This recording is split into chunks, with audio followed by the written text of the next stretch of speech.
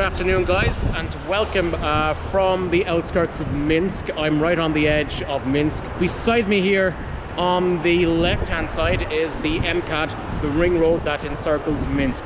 And today we're at quite a very off the track, off the beaten path place. Very somber mood we're going to have today. And today I am at Kurapaty, and with me, as always on these tours, is Mr. Ihar Melnikau. So, Ihar. Yes, so we are in the center of the place which has very big impress on the history of our Belarus. This is Kurapaty, place where NKVD, or Stalin Special Police, killed a lot of representatives of different nations who lived in Belarus in 1930s, 1940s, not only Belarusians, but we have different numerals of people which buried here. We can count from 30,000 until 100 people, but it's not depends about how many people lay here. It's a big tragedy for a lot of nations, for neighbors of Belarus and for Belarusians, of course. And when you visit Kurapaty, you will understand the whole tragedy of Belarusian national identity, of Belarusian nation, and so on and so forth. Okay, so I've noticed quite a lot of crosses here surrounding this place here. There's another one here, the Orthodox cross here in front of me. So where are we going to go now? Well, I will explain you a little bit here, because we are in the center, in the beginning of the Kurapaty memorial. It's a people memorial. In 1980s, at the end of 1980s, Belarusian archaeologist Pozniak found here remains of victims of NKVD. It's only one graveyard with hundreds of people. And after that, these archaeologists received an idea and understood that here was a place where NKVD shot the people in 1930s. And here we see the fence, this green fence. This is a new one which Belarusian authorities put. But this memorial begins as a memorial of just ordinary people. Ordinary people brought crosses, put here crosses, and took information about their relatives, about their people, members of their families. And they have no idea where these people buried, but they just put here the kinotas, or symbolic crosses to show, to commemorate victims of 1930s, 1940s. And now, well, you can go to this cross, and you will see years, yes, 1937, 1941. Why not 1937? It's also very interesting because we have information that the first shooting took place here in 1935 and 1936, but 1937 is the main symbol of Stalin repressions in the territory of Kurapaty, whole territory of Minsk, and 1941 it's the beginning of German invasion of the Soviet Union, and during this period NKVD killed a lot of Belarusians, Polish people, Jewish people, which they tried to take from prisons on the territory of BSSR, but they have no time. That's why they have to shoot these people on the road, on the east, and also that's why we have these years on this main cross. Here we have also these wooden crosses, and I invite you to go to the Polish court of this memorial. Okay, so as we can see here, quite a number of crosses in front of us here at the memorial. This is a road, sorry to interrupt you, this is a road to Golgotha. This is a crossroad, so-called. Here we have a symbol from Bible, yes, from Holy Bible, that we are going to the main place where we have three crosses. Just the main memorial, and we have to stress that until last year or 2 years ago we had no here official memorials. Only one monument we have here. This is a bench of William Clinton or Bill Clinton, and all these crosses, all these elements, all these memorials was just like made by ordinary people. Okay, can you give us a bit of a background to the events that led up to Kurapaty. Yes, a very important thing that in 1920s in Belarus took place so-called Belarusization, or it was national policy that in Soviet Belarus a lot of all schools, all offices were speaking Belarusian. For example, Belarusian militia had an exam of on Belarusian knowledge of Belarusian language, and so on and so forth. But in the beginning of 1930s, NKVD and OGPU in Soviet Union, they just provide repressions against Belarusian intelligentsia, against Belarusians in all republics. It's not only in Belarus, but in Belarus we have repressions against Belarusians here, and from 1930 it was an operation against intelligentsia, but they just received 8 years or 7 years of the prison. But from 1937 NKVD or Soviet Special Police started to kill the representatives of Belarusian intelligentsia. That's why they killed these people, because for these Soviet ideologies in Moscow, they were so-called nationalists. They have an idea of Belarusian independent state, of Belarusian state in which every people speaks Belarusian, no new Belarusian language, and so on and so forth. That's why they provide such kind of repressions against Belarusians, but not only Belarusians. Here we have another part of this tragedy. Okay, so I need to stress that this is going on as part of the wider part of the purges that took place in the Soviet Union between 1937 and 1941. It was going on 1930, you can say also. Yeah, it was going on pretty much all over the whole Soviet Union, not just here in Belarus. In Ukraine, in other republics, in Russia, of course. For example, we know, perhaps you guys also know the tragedy in Katyn, in Medne. It's going about Polish officers in 1940. But for example, before that time, before Soviets received a lot of Polish POWs, in these fields they killed a lot of Soviet citizens. For example, former Russian Tsarist officers, former kulaks, people who have a lot of lands, for example, good peasants, intelligentsia. It's all over the whole whole Soviet Union. In Russia, in Ukraine, in Belarus, and in other republics. Okay, now right here in front of us, I do believe we have a Polish cross, yeah? Yes, this is a part which you call the Polish corner, but it's also not a Polish corner, because I invite you there. For example, we have a cross for the citizens of Western Belarus from 1939 till 1940. It's very important because a lot of people from Western Belarus, former Polish northeastern voivodes or regions, they were arrested by Soviet NKVD after 17 September 1939, about which we were speaking during our excursion on the former border. And a lot of these people were arrested and were sent to prisons either on the territory of Soviet Union, but also on the territory of Belarus, in these former Polish prisons.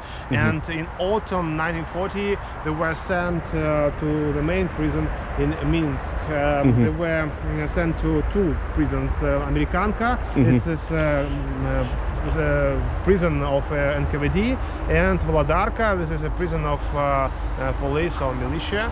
And after that, in autumn, summer 1940, some like 4,000 Polish citizens were killed in Belarus during this Katyn massacre, you can say.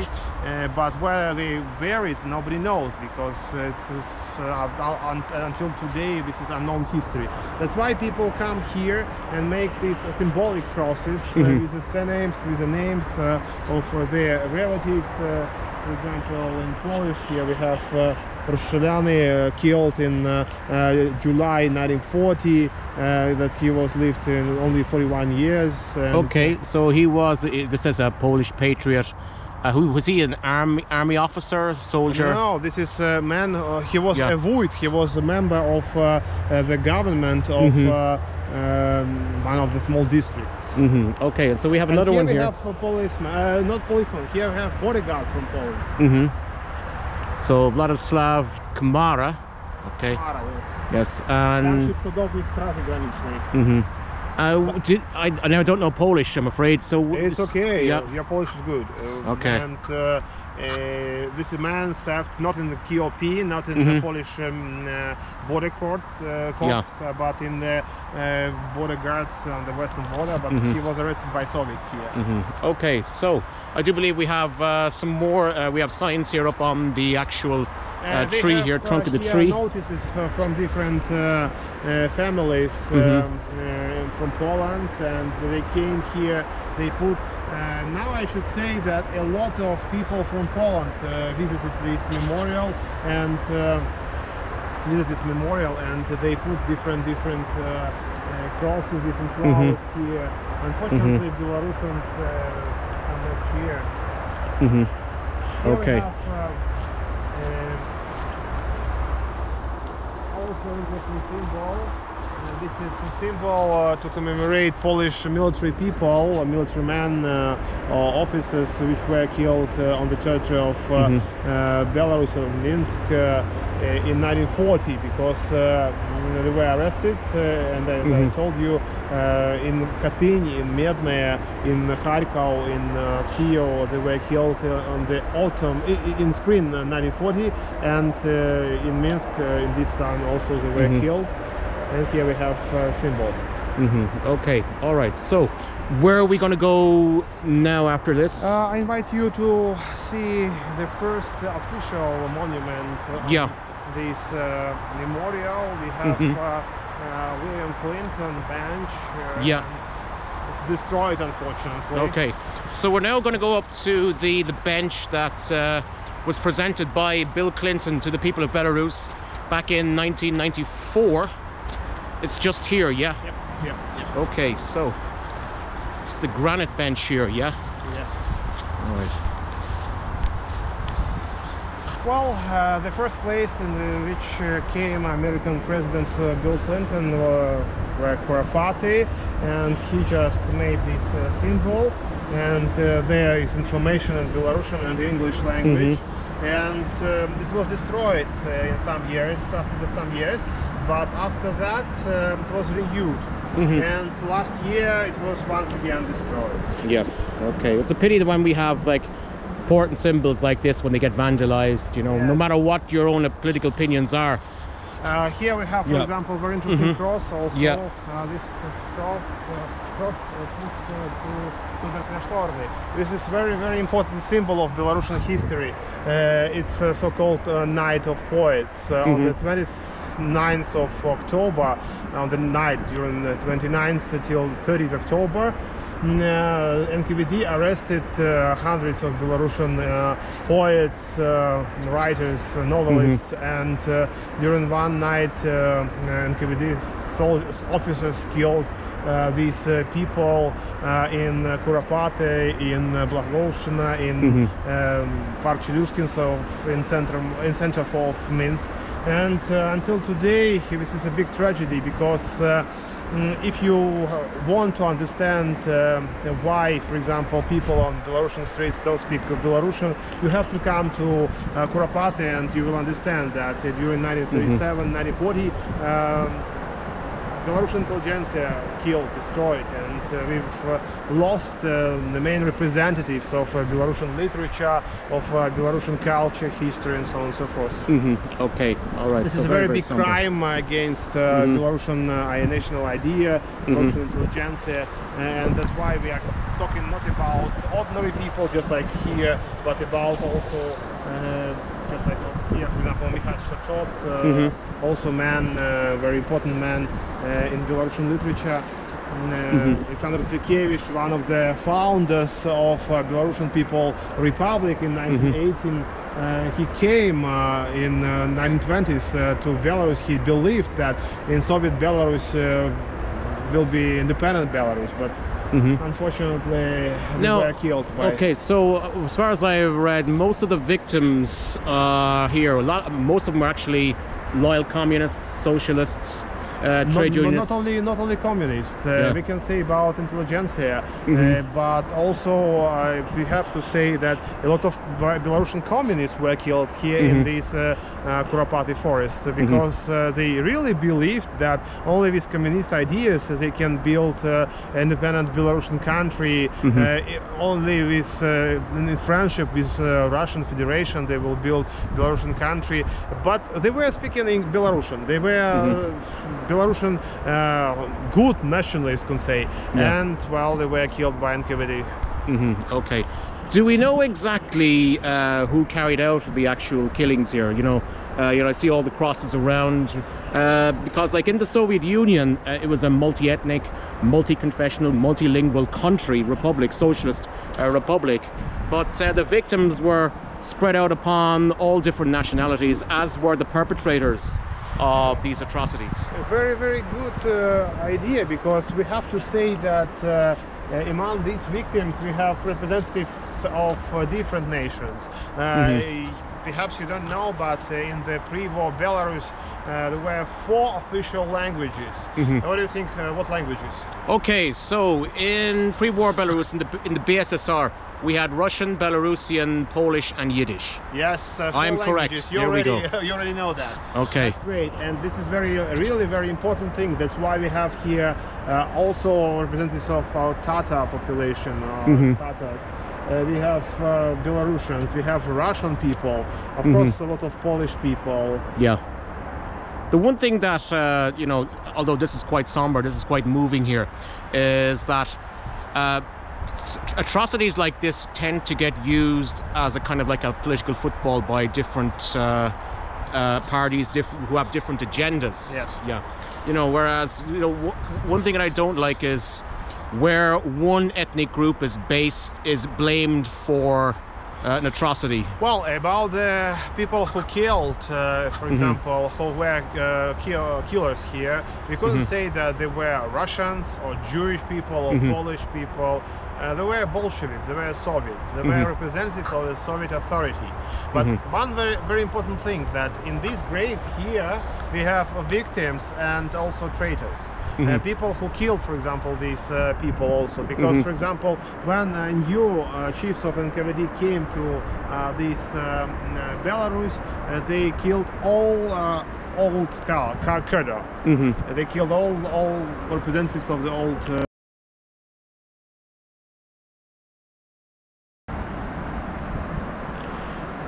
Okay, so Ihar, then this is the official monuments from the government here, yeah? Yes, it's under protection of the government, and this is very important, because now everybody have to think about that this is really not a place of political games, but this is really a big tragedy of our history, and we have to remember the victims, and we have to remember people who killed these victims. NKVD, GPU, and this is really very important page of our Belarusian history. Okay, I'm just absolutely dumbfounded by the scale here. This is a cross. It's a very interesting cross here. Can you tell us a bit about this cross? Yes, this cross made by Belarusian intelligentsia, present intelligentsia.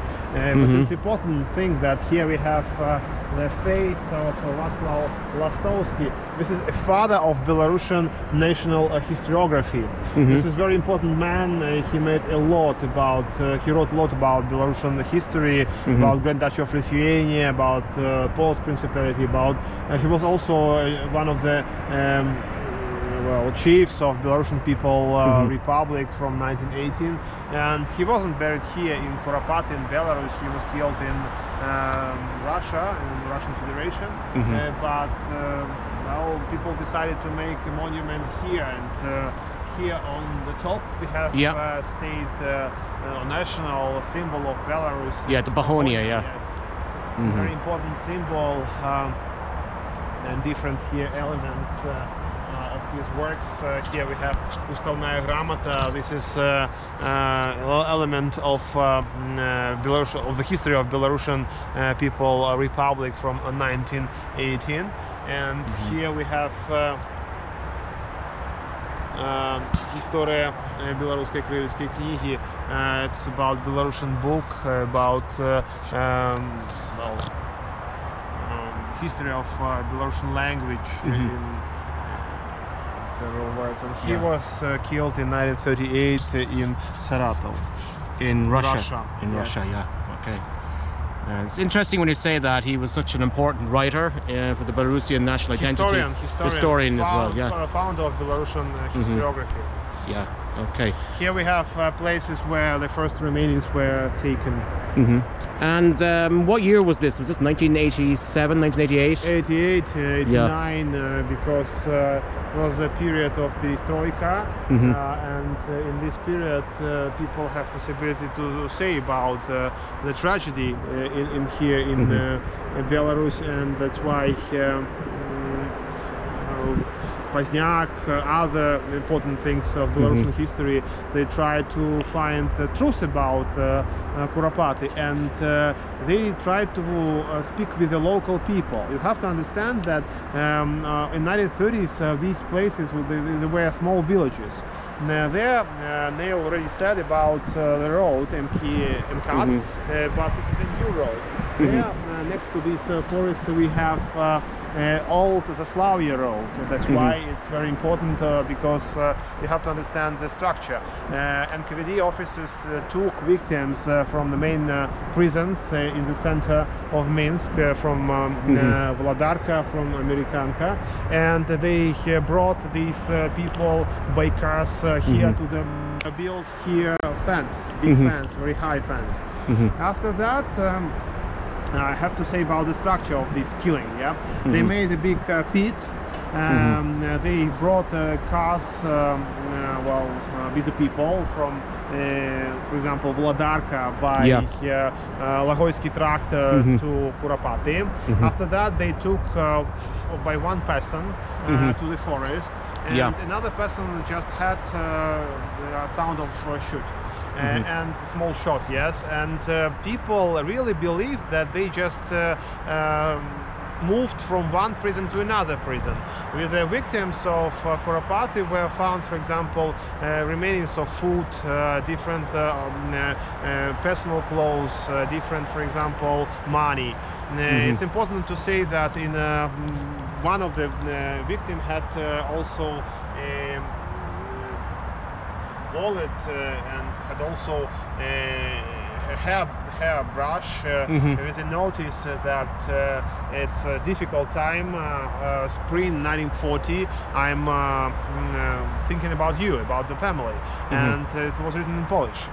In this place were not found, for example, military bullets, military buttons, or were not found, for example, remainings of the Polish uniform. That's why it's difficult to say that here in this place were killed Polish officers or policemen.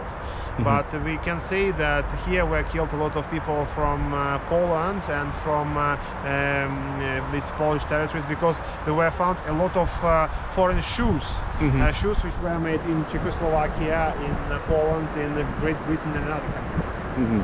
Okay, well, this is the question that a lot of people will ask.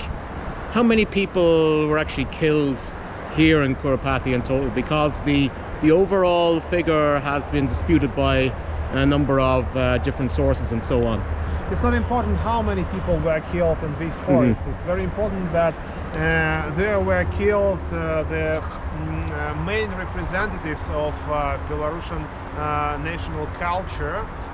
Here were destroyed or killed a lot of representatives of Polish intelligentsia. Here were killed a lot of Jews, Tatars and different other peoples. Russians, of course. That's why we have to say that this is a very big tragedy. And once again, I stress on that. If you want to understand the tragedy of present Belarusian society, you have to come to Kurapaty and you have to see all these crosses. You have to see the whole tragedy. Okay.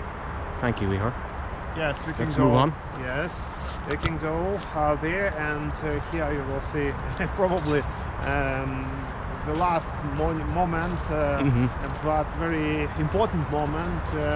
There, at the end of the pass, we have so-called restaurant on the bones. Well, something like 10, I don't remember exactly, but 10 or 15 years ago, here on this place were built bungalows, big houses, and there were no idea what to do in these bungalows. And Belarusian society really believed that in these bungalows will be really museum of the Stalin repressions in Belarus, because we don't have this museum in Belarus, and we don't even have the day of political repressions. Even in Russia, they have 30 October as a day of victims of the political repressions. But unfortunately, in Belarus, we don't have such kind of day. That's why people really believe that here will be really a museum. But unfortunately, some years ago, here was made in a restaurant, поедим. And now representatives of Belarusian free society try to fight against this restaurant. And well, it's really a very difficult situation, because for me, for example, as a historian, as a guide, it's very important to work with the society, not to struggle against, for example, government or against authorities, but work with ordinary people on the street, just to explain them the landscape, or well, just to explain them the tragedy. Because, for example, here we have a memorial, but on the next side of this forest we also have graveyards, but there are no crosses there, and this is really very big tragedy, because, for example, in that side of the forest, people just over the MCAT. Yes, people just make, for example, barbecues, and this is really crazy idea, because this is really a place where people also were killed. There, for example, next to these trees were built a lot of houses or blocks in which people live, but well, people have no idea.